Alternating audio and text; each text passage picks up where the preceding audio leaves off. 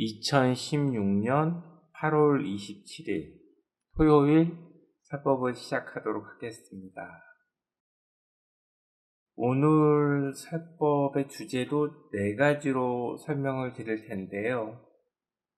세 번째와 네 번째 주제는 약간 겹치는 부분이 있습니다. 첫 번째는 육체가 중요한 것인가, 마음이 중요한 것인가.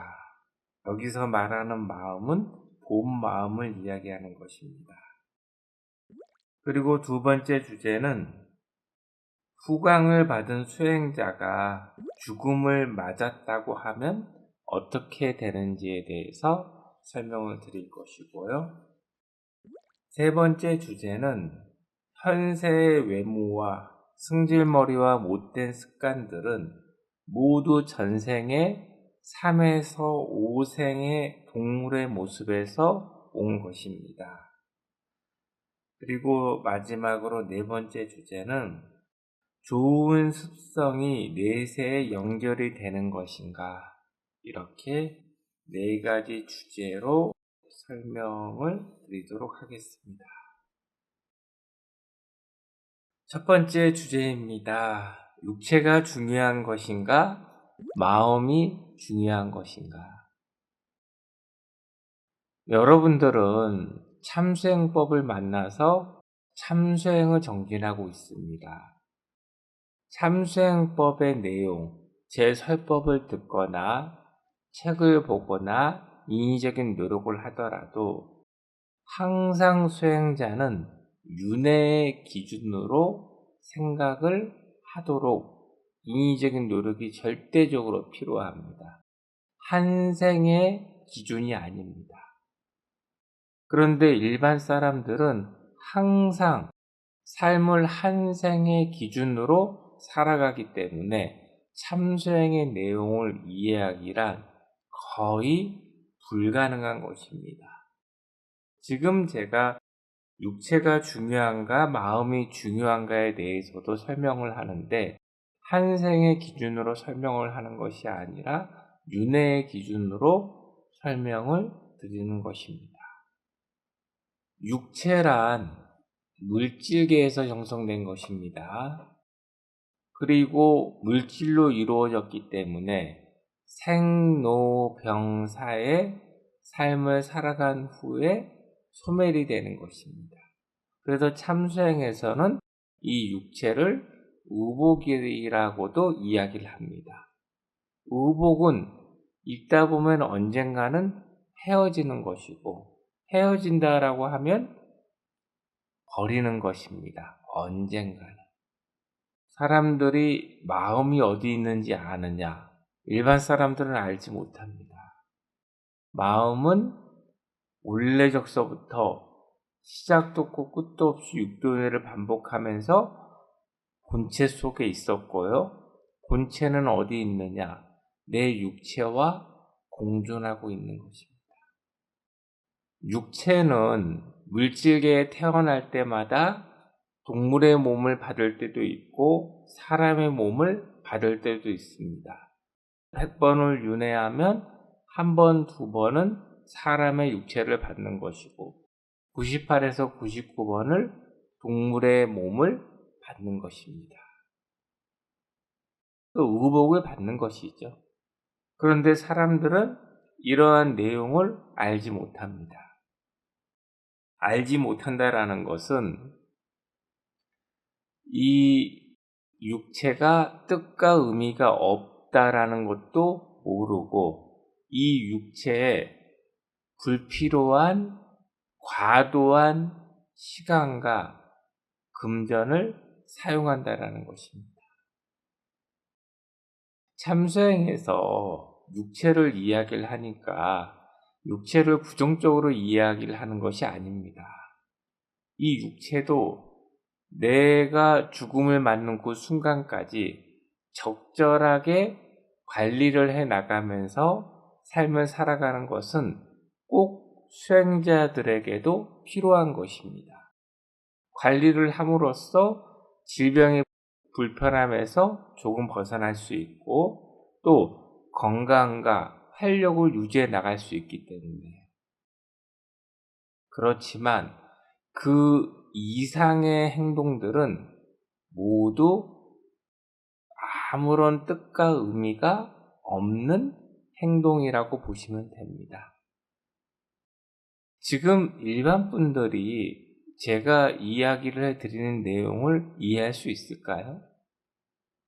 사람들은 지금 눈에 보이는 한 생이 전부이기 때문에 소멸되고 없어지는 이 육체에 너무나 많은 금전을 소비하고 아무리 많은 시간과 노력을 들었다고 하더라도 육체가 소멸되고 나면 연기처럼 사라져버리는 것인데 여러분들은 사라지지 않는 공부를 지금 하고 있는 것입니다. 육체를 공부하는 것이 아니라 올래적서부터 지금까지 왔고 앞으로도 영원하고 영구하게 육도윤회를 반복하는 육체와 공존하고 있는 본체 속의 마음을 정화시키고 성장시켜 나가는 것입니다. 어느 것이 중요한 것인가요? 한번 생각해 보셔야 됩니다. 그리고 중생들은 알게 됩니다. 언제 알게 되느냐? 죽고 난 후에 알게 되는 것이죠. 이 물질계는 가짜 세계고 영의 세계는 진짜 세계입니다. 영의 세계로 간 이후에 필름 현상이 지나갑니다. 내가 태어나서 육체가 소멸되는 순간까지. 내가 사람으로 태어나기가 이렇게 어려운데 사람으로 태어난 이 소중한 기회를 정말 불필요하고 뜻과 의미가 없는 육체의 시간을 허비했다라는 것을 알게 되죠. 그런데 영의 세계에서 알게 된다는 것 또한 아무런 뜻과 의미가 없습니다. 이미 다 끝났기 때문이죠. 그런데 여러분들은 죽기 전에 지금 참수행법을 만났습니다. 만난 것이 중요한 것이 아니라 부지런히 정진해서 여러분 것을 만들어 나가시기 바랍니다. 두 번째 주제입니다. 후광을 받은 수행자가 죽음을 맞았다고 하면 이라는 내용인데 4명은 일반 사람이고 1명은 후광을 받은 본체라고 이 가정을 해보겠습니다. 같은 차량을 타고 가다가 교통사고를 당해서 5명이 다 죽게 됐다고 한번 가정을 해보겠습니다. 같은 시간대에 다 죽었다고 가정을 하는 겁니다. 죽게 되면 육체와 본체가 분리가 되죠. 몇십 분 동안 물질계에 머물기 때문에 5명이 서로 쳐다봅니다. 죽은 모습을 서로 쳐다보고 서로 약간 놀래요. 드라마라던가 그런 데는 뭐 서로 얘기하고 내가 안 죽었구나, 우리가 죽은 거야 라고 얘기를 하는 건 물질계에서 만들어낸 내용입니다. 서로 침묵이 좀 흐른다고 보시면 돼요. 그런데 물질계에서는 후광을 받은 본체와 받지 않는 본체가 분별이 되지 않습니다. 그런데 육체가 소멸되고 나면 이 4명의 후광을 받지 않는 일반 사람들이 후광을 받은 그 본체를 보고 다들 부러워합니다. 알게 되는 거죠. 저 사람은 우리와 다르구나.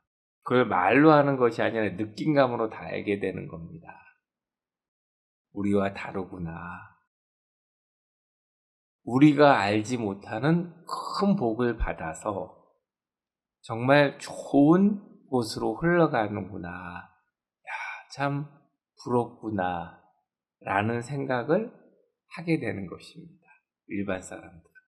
그리고 두려움과 무서움이 엄습해 옵니다. 왜냐하면 육체가 소멸됐다라는 것은 이제 마음만 덩그러니 남은 것입니다. 마음이 어디로요?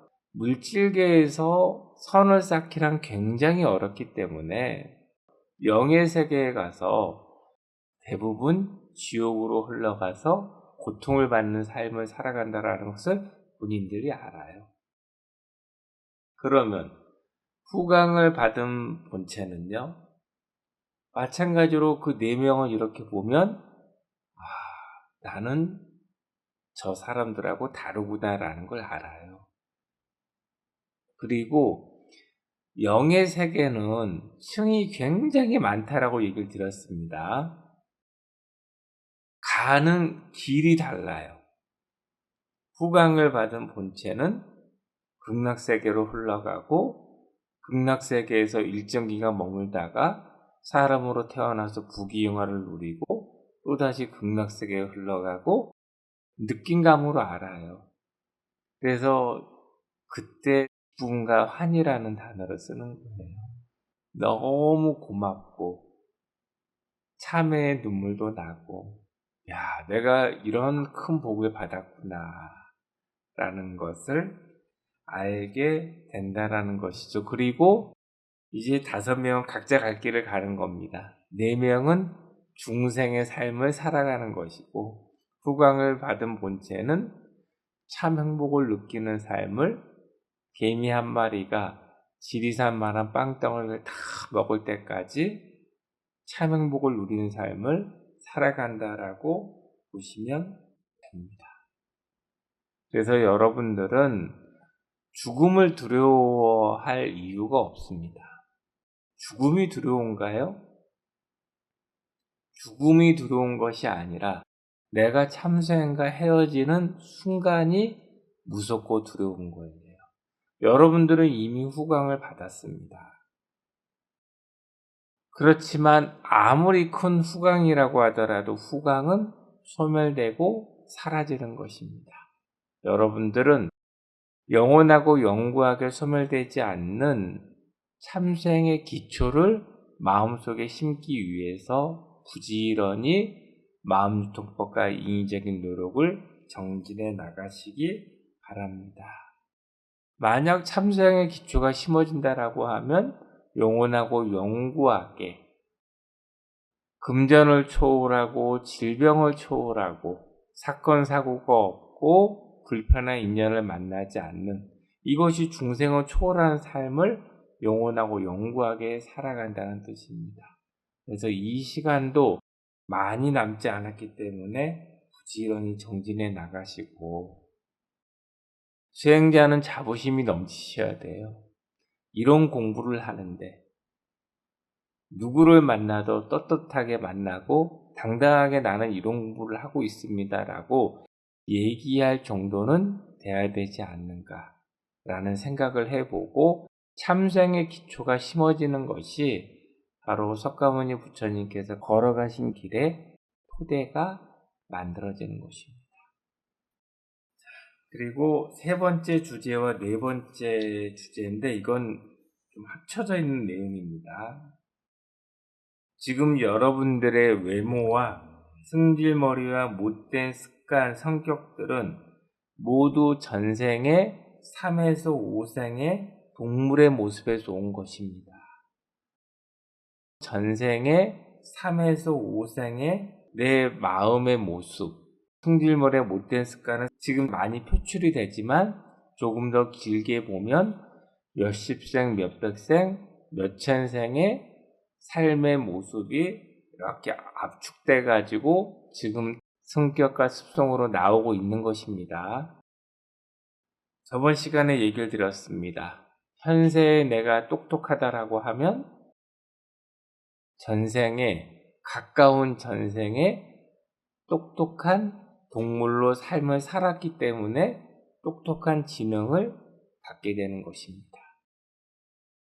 만약 내가 지금 무지가 많다라고 하면 가까운 전생, 동물의 삶의 모습이 무지한 동물로 삶을 살았기 때문에 지금 무지함을 갖게 되는 것이죠.